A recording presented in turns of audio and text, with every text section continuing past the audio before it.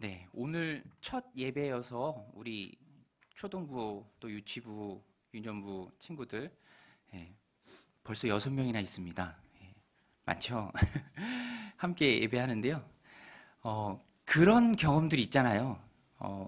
부모로서 아이들이 어떤 무대에 설 때, 뭐 유치원이나 어린이집이나 무대에 설 때 신기한 게 하나 있어요. 그게 뭐냐면 아이들이 무대에 빼곡히 서도 내 아이는 눈에 탁 들어와요. 뭐 사진을 봐도 그렇고 사람이 많아도 내 아이는 그냥 눈에 확 들어오더라고요. 여기 있네. 왜 그럴까? 아마도 자녀를 향한 부모의 마음이죠. 늘 사랑하고 아끼고 그 마음으로 관심이 가니까 몸도 따라오는 것 같아요. 눈도 따라오고. 평상시에 어떤 사람들이 무슨 관심을 가지고 살아가느냐, 어떤 생각을 가지고 살아가느냐는 숨길 수가 없습니다. 그냥 반응이 돼요. 저도 지난주에 뭐 살려고 명일동 이마트 갔는데 이렇게 에스컬레이터 타고 내려오는데 불현듯 그 자막이 이렇게 광고판에서 지나가더라고요. 예배의 감격. 근데 이마트에서 예배의 감격이라고 하니까 신기하잖아요. 뭐 이마트는 가격의 감격이고 뭐 착한 가격이어야 되는데 예배의 감격. 보니까 어떤 교회가 그 광고판에 교회를 홍보하는 내용이더라고요. 다른 사람들은 그냥 다 무심코 지나가지만 저는 또 목사니까 눈에 딱 들어오더라고요. 말하는 것도 그렇고 생각하는 것도 그렇고 관심사도 그렇고 이제 드러나게 돼 있습니다. 그리고 특별히 그 사람이 어떤 질문을 할 때 보면 그 사람의 본심이 무엇인가, 그 마음에 가지고 있는 생각이 무엇인가를 잘 알 수 있어요.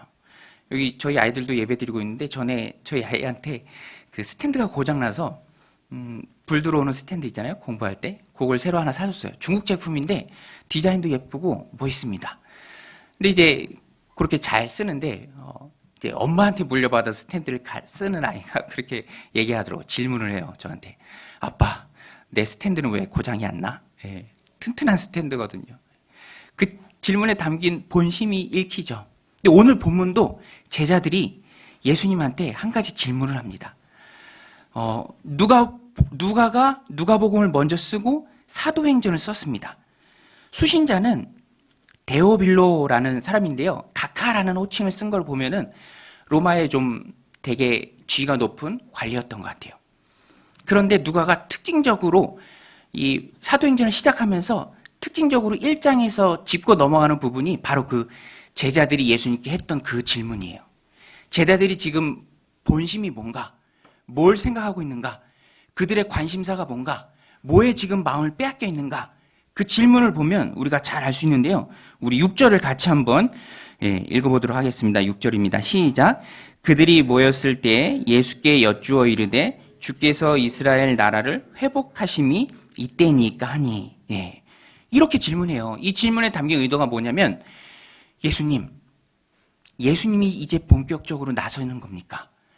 우리를 압제하고 있는 이 로마 정부를 어떻게 하고 뒤집고 본격적으로 좀 나서시는 겁니까? 라는 많은 사람들이 갖고 있었던 예수님에 대한 그릇된 오해, 정치적인 메시아. 그것을 제자들은 마음속에 갖고 있었어요.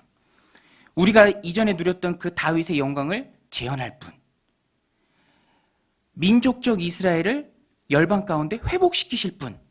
그 정도로만 예수님을 생각하고 있는 거예요. 이 초점이 잘못됐죠. 핀트가 잘못됐습니다.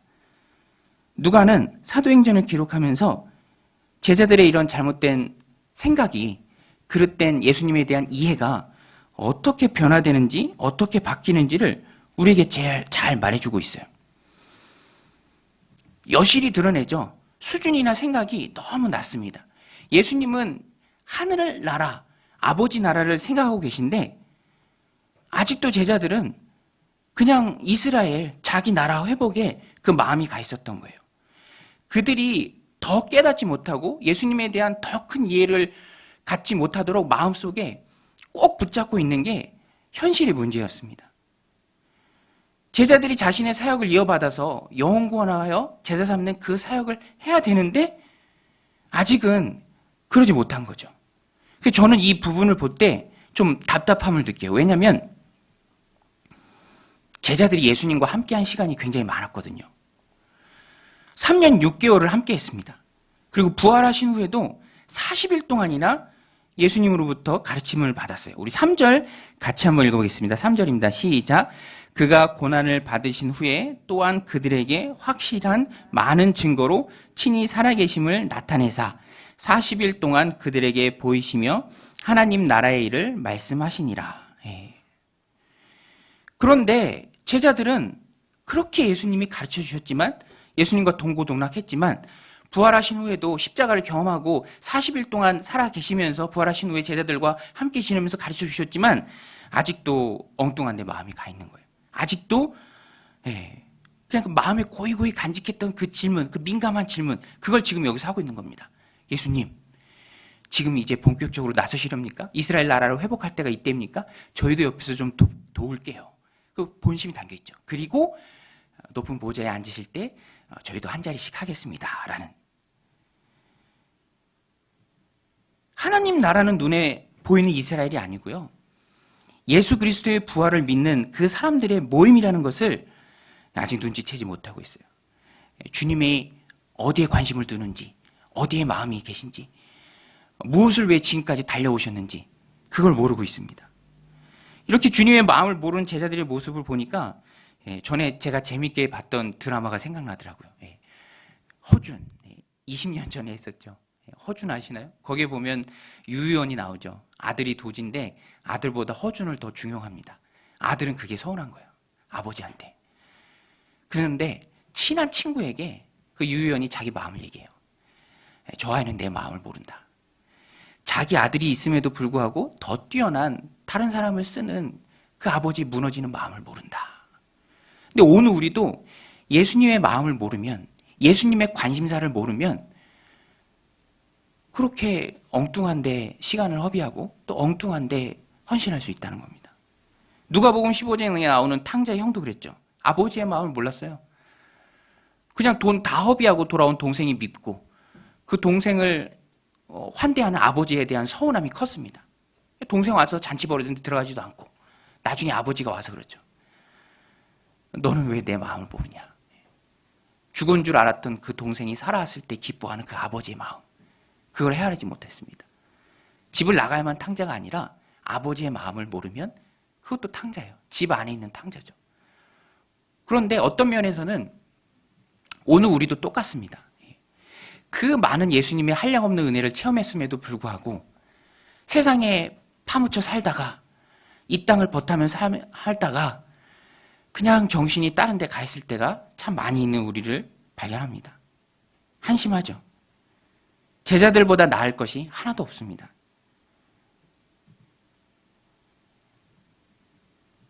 주님이 원하시는 것과 내가 원해서 쫓아가는 것의 차이가 많을 때가 참으로 많이 있습니다. 주님의 뜻을 모르고 행할 때가 많이 있죠. 그런데 여러분, 제가 드리고 싶은 말씀은 그럼에도 불구하고 이것도 누가가 드러내는 사실입니다. 여기서는 이렇게 부족했지만 사도행전 조금만 넘어가 보세요. 제자들이 어떻게 바뀌는지. 분명한 사실은 제자들이 여기서는 이렇게 부족했지만 예수님께서 이런 제자들도 꾸중하지 않으시고 쓰신다는 거예요. 놀라운 하나님의 사역자로 세상을 변화시킬 사도들로, 도처에서 교회를 세우는 놀라운 하나님의 사도들로 분명히 주님께서 이들을 쓰십니다. 그러니까 우리한테 위로가 되는 거예요. 저도 지금 개척을 나와서 부담이 있죠. 가장 큰 부담은 저의 부족함에 대한 부담입니다. 제가 너무너무 부족하거든요.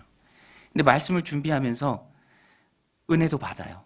왜냐하면 하나님은 부족해도 쓰시니까, 고쳐서 쓰니까. 부족할지라도 내가 하는 것이 아니고 내 인격이나 내 노력이나 내 의지가 하는 것이 아니고 하나님이 쓰시는 것이니까. 부족해도 하나님은 쓰실 줄 믿습니다. 할렐루야. 우리가 부족해도 하나님은 우리를 쓰십니다. 그러니까 우리는 우리의 부족함만 바라보며 한탄할 필요가 없습니다. 하나님이 하시면 돼요. 성령님이 하시면 됩니다. 성령 받고 성령님이 내 안에 일하시면 하나님의 일이 이루어질 줄로 믿습니다. 이것이 누가가 우리에게 말씀하는 거예요. 제자들 보세요. 나중에는요, 나중도 아니에요. 조금만 넘어가면 사도행전 5장에 가보셔서 보면 이랬던 제자들이 어떻게 보냐면 어디에 있든지 예수 그리스도가 하나님의 아들이라는 것을, 죽으시고 부활하셨다는 것을 전합니다. 새벽에서 나가 전하고요. 전하면 죽이겠다고 하지만 죽음을 각오하고 전해요. 사도행전 5장 41절에 보면 사도들은 그 이름을 위하여 능욕받는 일에 합당한 자로 여기심을 기뻐하면서 공회 앞을 떠나니라. 이거 보세요. 전에는 그저 예수님 덕보려던 사람들이, 예수님 때문에 뭔가 좀 얻으려던 그 사람들이 성령 받고 나니까 완전히 바뀌어서 예수 그리스도를 위해서 헌신하고요. 죽음을 각오합니다. 그리고 실제로 다 순교해요. 예수 그리스도를 위해서. 그러니까 하나님이 쓰실 때에는 자기의 부족함은 돌아볼 필요가 없습니다. 나의 부족함이나 노력과 의지나 성품이 못났다고 해서 하나님이 못 쓰시는 게 아니에요. 하나님은 다 쓰시죠. 그 사이에 성령님이 계세요. 성령님이 함께 하시면 된다는 것입니다. 선생님, 저 뒤에 온풍기 좀 꺼주셔도 될 것 같아요. 좀 덥죠? 네. 고린도전서 12장에 보면 성령으로 아니하고는 누구든지 예수를 주라 시인할 수 없다라고 했습니다. 성령님이 우리 안에 계시고요. 그 성령님을 통해서 우리는 예수 그리스도를 주라 시인할 수 있는 거예요. 그래서 예수님께서도 우리가 기억해야 됩니다. 하늘로 승천하시기 전에 제자들에게 지속적으로 꼭 당부했던 것이 뭐냐면 성령 받아야 된다.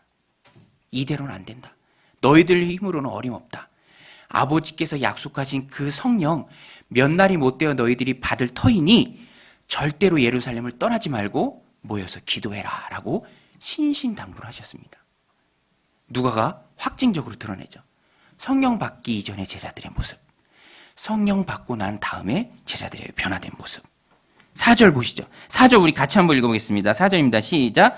사도와 함께 모이사 그들에게 분부하여 이르시되 예루살렘을 떠나지 말고 내게서 들은 바 아버지께서 약속하신 것을 기다리라. 오늘 우리도 능력 있는 삶을 살고자 한다면 예수 그리스도를 전하는 부활의 증인으로 살고자 한다면 성령을 받아야 됩니다. 오늘 말씀의 제목이에요. 성령님이 하신다. 성령을 받아야 돼요. 우리는 이미 성령님이 우리 안에 계시죠. 성령님이 우리 안에 계시기 때문에 예수 그리스도를 주라 시인하고요. 하나님 자녀가 되었습니다.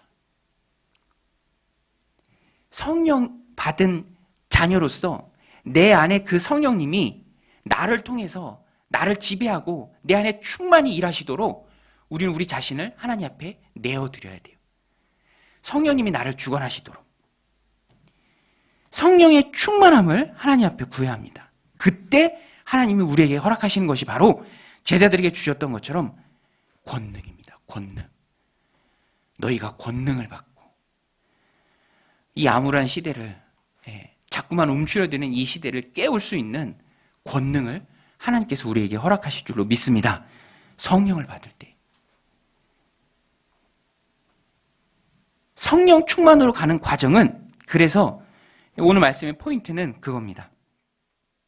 예수님의 당부처럼 그냥 너희들의 노력으로 뭐 하려고 하지 말고 아버지의 약속하신 것, 즉 성령을 기다려라. 우리 한번 따라서 하겠습니다. 우리 초등부 친구들도 따라서 할게요. 우리는 기다린다. 뭘 기다려야 되죠? 성령님, 아버지의 약속하신 성령님. 믿음과 신앙은 기다리는 거예요. 신앙의 연수가 깊진 않은데요. 시간이 지날수록 느끼는 겁니다. 그리고 오늘 제가 처저히 느끼고 있어요. 이 코로나 2.5단계에서 우리가 할 수 있는 일은 많지 않거든요. 기도하면서 하나님의 뜻을 기다리는 것밖에 없습니다. 성경에 보면 기다림으로 쓰임받았던 많은 사람들이 나옵니다. 아브라함도 기다렸죠. 75세에 수많은 자손을 얻겠다는 약속을 기다렸지만 자녀가 없었어요. 100세에 이삭을 낳았으니까 25년을 기다렸습니다. 요셉도 기다렸죠. 13세에 팔려서 억울하게 누명 쓰고 옥살이하고 30세에 총리가 되었으니까 13년을 기다렸어요. 심지어는 예수님도 사생이라고 하죠. 공생애 이전에 기다리며 준비하는 시간들이 있었습니다. 그 기다림의 시간들이 채워졌을 때 하나님께서 역사하시는 거예요. 내 의지나 내 뜻대로, 내 생각대로 우리가 다 이끌고 나갈 수는 없죠. 제가 큐티를 돕는 그 예화를 한번 읽은 적이 있는데요. 그 강화도에서 어떤 분이, 성도님이 겨울철에 쉬는 노를 이용해서 얼음 썰매장을 개장하려고 계획을 세웠습니다. 얼음에 물대고, 논에 물대서 얼음 만들어서 썰매장하고, 그 옆에 밭에다는 비닐하우스 세워서 떡볶이 팔고 오뎅 팔고. 이 성도님 다니는 교회 목사님이 신방차 들렀습니다. 그런데 날이 따뜻한 거예요. 얼음이 안 얼어. 목사님이 더 안절부절해서 아이고 성도님 어떻게 하면 좋습니까? 위로를 해주는데 오히려 성도님이 믿음이 더 좋아서 그렇게 얘기해요. 아이고 목사님, 제가 할 일은 다 했습니다. 이제는 하나님이 하셔야죠. 맞는 말입니다. 우리가 할 일은 열심히 해야죠. 게으르지 말고 열심히 해야 합니다. 저도 교회 개척하면서 제가 할 수 있는 일은 열심히 하고자 해요. 그러나 분명히 제가 할 수 없는 일들이 있어요. 그것은 하나님께 맡기고 기도하며 기다릴 수밖에 없습니다. 그때 하나님께서 은혜 베푸시고 성령님을 통해서 놀라운 역사를 일으켜 주실 줄로 믿습니다. 할렐루야. 사랑하는 우리 성도님들도 우리 강동정연교회가 정말 기다리고 기다리는 중에 놀랍게 하나님께서 은혜 부어주시고 채워주시는 그런 놀라운 교회가 되도록. 근데 우리가 할 수 있는 일은 한계가 있거든요. 하지만 하나님이 하시면, 성령님이 하시면 다 될 줄로 믿습니다. 그래서 우리는 약속을 붙들어야 됩니다. 우리 한번 따라서 할게요. 약속을 붙잡자. 붙잡을 건 약속밖에 없어요. 예수님 제자들한테 그랬잖아요. 아버지의 약속하신 것을 기다려라. 경고망동하지 말고 성령님 오시기 전에 너희들 아무것도 할 수 없으니까 예루살렘 떠나지 말고 모여서 기도해라. 아버지의 약속하신 것을 주실 줄로 믿고 꼭 붙들고 기도해라. 오늘도 우리도 기도해야 됩니다. 현실은 막막해요. 눈을 들어 가까운데 보이는 현실은 너무너무 막막합니다. 제가 5단지 물티슈 좀 돌렸는데 돌리는 저조차도 막막하더라고요. 이 시국에 이 시국에 전도를 한다는 것이 너무너무 막막하더라고요. 사람들 마음이 너무 닫혀 있으니까. 그렇지만 성령님 받으면 성령님께서 일순간에 이 상황을 정말 아침 안개 사라지지 걷어주시면 그러면 되는 거죠. 그래서 우리는 말씀 붙들고 기도해야 합니다. 오늘 성령님이 우리에게 주신 말씀이 뭐죠? 아마 여러분들 개인에게 주신 하나님의 약속의 말씀이 있을 터이고 또 우리 강동 정윤교회에 주신 하나님의 약속의 말씀도 있습니다. 확실한 것, 하나님의 말씀, 영혼 구원하여 제사 삼는 것. 제가 보니까요, 그 강동 정윤교회 주변으로 저쪽 길 건너 그라시움을 제외하면은 4단지, 5단지, 6단지, 3단지, 7단지 포함하면 1만 세대가 넘더라고요. 그런데 어떤 연유에서인지 주변에 교회가 그렇게 많지는 않습니다. 오늘 하나님이 우리에게 주신 약속은 1만 세대를 품고 나아가는 거예요. 이 지역 가운데 죽어가는 많은 영혼들을 담당하고 그 영혼들을 하나님께로 이끄는 구원의 방주 역할을 부족하지만 성령님이 힘 주셨을 때 조금이나마 우리가 감당하고 나아가는 거죠. 내가 할 수 있는 부분에서는 철저히 성령님만 의지함으로써 또 내가 할 수 없는 부분에서는 하나님께 기도하고 내가 할 수 있는 것은 열심히 하면서 오늘 주님이 우리에게 주신 사명, 제자들에게 주신 사명, 땅끝까지 이르러 증인이 되라 라는 그 사명을 힘있게 감당하는 사랑하는 우리 성도님들 다 되시길 바랍니다. 제자들의 관심과 예수님의 관심에 대해서 제가 말씀을 드리고 있는데요. 예수님의 관심은 지금 시점에서는 제자들과 달랐어요. 예수님의 관심은 선교에 있었습니다. 제자들이 예수님을 떠나지 않고 아버지의 약속하신 성령을 꼭 받아야만 하는 분명한 이유와 목적도 선교였어요. 8절 우리 같이 한번 읽어보겠습니다. 너무너무 유명한 구절이고 또 우리 강동 정연교회에 주시는 말씀이라고 생각합니다. 우리 믿음으로 같이 한번 읽어볼게요. 시작. 오직 성령이 너희에게 임하시면 너희가 권능을 받고 예루살렘과 온 유대와 사마리아와 땅끝까지 이르러 내 증인이 되리라 하시니라. 예수님께서는 이 말씀을 하시고 승천하셨습니다. 더 이상 예수님과 가시적으로 볼 수는 없어요. 제자들이. 이 말씀은 그러니까 예수님이 제자들에게 또 오늘 우리에게 주신 대명령입니다. 제자들이 남은 것은 이제부터 이 땅을 살아가는 분명한 이유는 목적은 딱 하나입니다. 예루살렘을 넘어 온 유대 또 사마리아 땅 그리고 종국에는 땅끝까지 이르러 주님의 증인이 되는 것. 성령을 받고 성령으로 충만한 삶을 살고자 한다면 오늘 우리도 이런 분명한 목적의식이 있어야 돼요. 여러분 오늘 우리가 왜 이 땅을 살아갑니까? 얼마 있으면 하나님 우리 부르실 텐데 언제고 하나님 부르시면 하나님 앞에 설 텐데 이 땅을 떠날 텐데 예수님은 승천하시면서 제자들을 이 땅에 남겨두신 이유가 뭐고 오늘 우리를 예수 그리스도를 영접하고 하나님의 자녀가 됐음에도 불구하고 이 땅에 지속적으로 남겨두시는 오늘 우리를 강동 정연교회로 부르시고 하나님 자녀로서 이 땅을 살아가게 하신 그 이유가 뭔가? 증인의 삶을 사는 거죠. 증인의 삶을 사는 겁니다. 예수 그리스도 부활의 증인. 제자들에게 주셨던 그 사명. 예루살렘과 온 유대와 사마리아와 땅끝까지 이르러 내 증인이 되라. 오늘 우리는 그런 분명한 목적이 있어야 돼요. 하나님은 그런 분명한 목적을 가지고 있는 제자들에게 성령을 주셨습니다. 이거 기억해야 돼요. 제자들은 기다렸고 분명한 목적을 가지고 한 곳에 모여서 간절히 부르짖을 때에 몇 날이 못 되어서 성령의 권능을 받고 놀랍게 변화되어서 일생 하나님께 쓰임받았어요. 오늘 우리도 왜 이 땅을 살아가야 하는지, 무엇을 위해 먹고 마시며 무엇을 위해 하루하루 일하며 살아가는지 분명한 목적을 가지고 있어야 됩니다. 저는 말씀 준비하면서 솔로몬이 생각나더라고요. 솔로몬이 1000번제 드리고 하나님의 기쁨이 되어 하나님이 솔로몬에게 묻죠. 내가 내게 무엇을 해줄까? 너는 구하라. 백지수표 아닙니까? 뭐든지 구하기만 하면 돼요.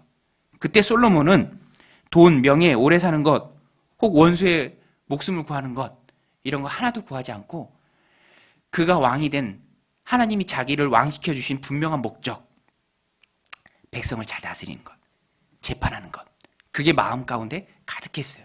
그래서 하나님께 지식과 지혜를 구합니다. Wisdom and knowledge. 그래서 하나님은 그 모습이 너무 귀한 거예요. 그 목적대로 살아가려는 그 모습. 그래서 그가 구하지 않은 것까지 다 주셨죠.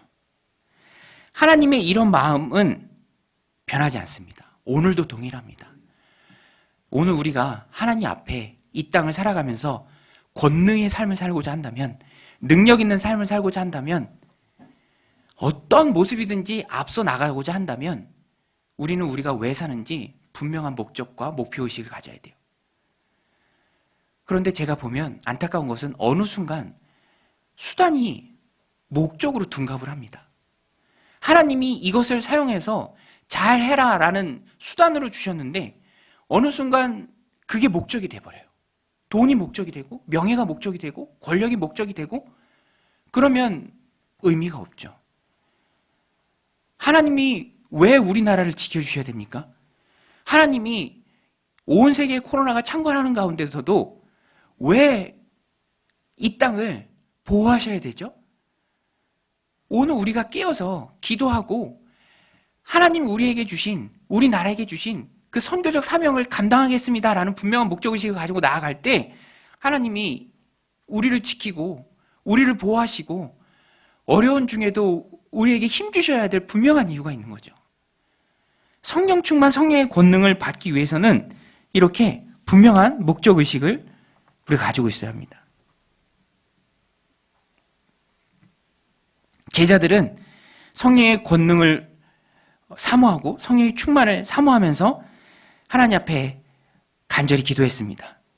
예수님 말씀처럼 성령님 임하실 때 권능을 받고 땅끝까지 나아가 부활의 증인이 될 것이다 라는 그런 선명한 목적이 있었습니다. 이 마음으로 마가의 다락방에 모여서 합심해서 기도했을 때 몇 날이 못 돼서 성령을 받았죠. 오늘 우리도 이런 분명한 목적의식을 가지고 하나님이 나를 왜 부르셨는지, 많고 많은 사람들 중에 왜 예수님을 믿게 하고 하나님의 자녀로 나를 부르셨는지 분명히 기억하고 그런 목적의식을 가지고 살아갈 때 하나님이 주시는 권능의 삶을 살아가는 저와 여러분들이 되길 바랍니다. 사도행전은 성령 행전입니다. 성령의 교회에 행하시는 일들이 정말로 많이 나와요. 오늘 우리 강동 정윤교회도 성령님이 이끄시는 교회가 되기를 소망합니다. 어떤 사람의 지혜가 이끄는 교회가 아니고요. 성령님이 운행하시는 교회, 성령님이 살아 역사하시는 교회, 성령님이 해야 할 일을 일러주는 교회, 사람의 목소리보다 성령님이 주관하시는 교회, 성령으로 부흥하는 교회, 늘 복음에 순수한 교회, 화려하지 않아도 주님 보시기에 정결한 교회, 순수한 첫사랑을 지속적으로 유지하는 교회, 그것은 하나님 기뻐하시는 교회예요. 예. 제가 주보 다 받으셨나요? 우리 2021년도 표. 예. 사실은 이 표가 계속해서 표가 될 수도 있습니다. 예. 주님이 원하시는 바로 그 교회, 주님이 원하시는, 주님이 기뻐하시는 바로 그 교회, 강동 정윤교회가 되기를 간절히 소망합니다. 할렐루야. 예. 지속적으로 하나님의 사랑을 받고 우리가 지속적으로 하나님이 주신 그 첫사랑을 유지하는 비결은 이 명령에 순종하는 것입니다. 예. 딴 데 한눈 팔지 않고 그저 교회에게 주신 사명, 땅끝까지 증인이 되어라, 영혼 구원하여라, 그 사명을 오로지 우리가 감당할 때 우리는, 우리 교회는, 그리고 우리 스스로는 바뀌지 않을 거예요. 변질되지 않을 겁니다. 자꾸만 교회가 힘을 잃는 이유는 다른 데 신경 쓰기 때문에, 다른 일에 마음을 빼앗기기 때문인 것 같아요. 또 한 가지 본문을 통해서 말씀드리고 싶은 것은 이런 증인의 삶을 살아갈 수 있는 분명한 기한이 있어요. 증인의 삶에도 기한이 있다. 언제죠? 그 기한이 오늘 말씀 11절입니다. 우리 11절 같이 한번 한 목소리로 읽어보겠습니다. 시작. 이르되 갈릴리 사람들아 어찌하여 서서 하늘을 쳐다보느냐? 너희 가운데서 하늘로 올려지신 이 예수는 하늘로 가심을 본 그대로 오시리라 하였느니라. 예. 자, 다시 한번 여쭤볼게요. 그러면 우리가 증인의 삶을 살아가야 하는데 그것이 우리가 이 땅을 살아가는 유일한 삶의 목적인데 하나님을 영화롭게 하는 그 기한이 언제죠? 주님 다시 오실 때까지. 예. 주님 다시 오실 때까지. 근데 제가 확신하건대 뭐 확신은 아니지만 아마 우리 개인의 종말이 주님 다시 오실 때보다, 우리 당대에 오실 때보다 당대에 오시지 않을 가능성이 참 많이 있죠. 그러니까 우리가 증인된 삶을 살 수 있는 기한은 여러분들 다 아시는 것처럼 이 땅을 살아가는 동안입니다. 주님 다시 오실 때까지예요. 천사가 이 얘기를 해주죠. 왜냐하면 제자들이 멍하니 하늘을 막 쳐다봤던 것 같아요. 예수님 안 보이시니까, 하늘로 가셨으니까 멍하니. 그때 천사들이 툭툭 치면서 하늘 그만 보고 가심을 본 모습 그대로 오실 테니까 주님 다시 오실 때까지 너희들이 지금 받은 그 사명 다 해라. 하늘 그만 보고 일해라 입니다. 하늘 그만 보고 일해라. 바른 방향을 제시해 주는 거죠. 오늘 우리도 세상 그만 보고, 썩어 없어질 것 그만 보고, 성령 받고 주님 다시 오실 때까지, 내가 이 땅을 떠날 때까지 주님이 우리에게 주신 그 사명을 다 하시기 바랍니다. 증인의 삶이죠. 사명은, 이 귀한 사명은 제자들에게만이 아니라 오늘 우리에게 주신 사명입니다. 오늘 우리 강동 정윤교회에 주신 사명입니다.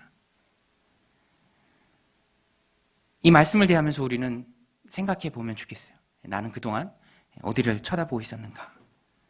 힘든 상황만 쳐다보고 있었나요? 어려운 환경을 탓하고만 있었습니까? 상황이나 환경을 탓하기에는 예수님이 우리에게 쥐어주신 그 영혼 구원의 사명은 너무나도 귀한 것입니다. 너무나도 막중한 것이죠. 저도 개인적으로요, 이 강동 정연교회에서 저는 지금 아직은 하남에 있습니다. 하나님 은혜 주시면 또 이 지역으로 올 수도 있는데 아직은 하남에 있어서 차를 타고 이렇게 계속 왔다 갔다 해요. 새벽도 왔다 갔다 하고 아침도 왔다 갔다 하고 점심도 왔다 갔다 하고. 근데 언젠가 한 번은 차를 타고 그 다리를 넘어가는데 헛 웃음이 나오더라고.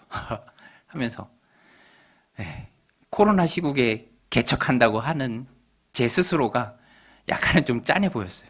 내가 지금 이 코로나 시국에 개척을 하다니 헛 웃음이 나오더라고요. 저에게 있어서 강동 정연교회 개척은 두 번째 도전이에요. 첫 번째 도전은 제가 신학을 한다고 했을 때 사랑하는 저희 아버지께서, 지금은 천국에 가 계신 아버지께서 그렇게 말렸습니다. 목장을 하시는데 저는 어렸을 때부터 그 목장을 이어받을 선택된 자였어요. 너는 목장을 아이다. 학교를 다니면서 어느 순간 공부를 소홀히 한 적도 있었는데 아버지는 오히려 더 반겼어요. 그래, 공부가 무슨 소용이냐, 목장하면 되는데. 근데 제가 신학대학교 가겠다고 하니까 아버지가 얼마나 서운해하셨는지. 첫 번째 도전이었습니다.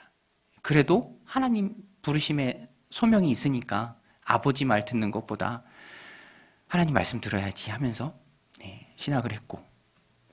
근데 엊그저께 어머니가 그 어머니 섬기시는 교회, 저희 어머니도 장로님이신데 담임 목사님이랑 오셨어요. 그러면서 제가 열심히 이렇게 하려는 모습 보면서 기특하셨겠죠. 저를 위해 늘 기도하시고. 그러면서 그런 말씀하시더라고요. 그 얘기를. 아유, 이렇게 열심히 하려고 하는데 그때 아버지가 그렇게 반대했었으니 하면서. 근데 어머니한테 말씀드리지 않았는데 지금 저의 두 번째 도전, 코로나 한복판에서의 개척을 생각하면서 또 가끔 그 아버지의 말이 이해가 되기도 해요. 그 힘든 길을 뭐하러 가려고 하느냐. 그러니까 아버지는 그 시기에 이해가 전혀 안 됐던 거죠, 제가. 그런데 지금은 가끔 그 아버지의 말씀이 부모로서 자녀를 아끼는, 그 고생할 자녀를 보는, 왜 구태여, 아니 뭐 한다고, 그냥 목장하고 그러면 그렇게 편할 것을, 아버지가 이루어온 그것에서 그 마음이 조금 이해가 돼요.